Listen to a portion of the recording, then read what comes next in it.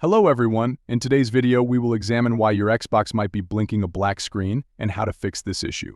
Let's get started. The problem of a blinking black screen on your Xbox can often be attributed to resolution setting issues. Your Xbox's resolution or display settings might not be compatible with your TV.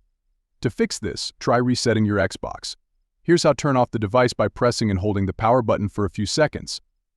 Then, press the power button and the eject button simultaneously until you hear two beeps to start your console in low-resolution mode.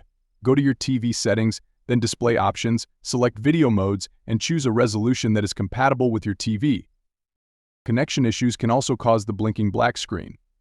A faulty or loose HDMI cable might be the culprit.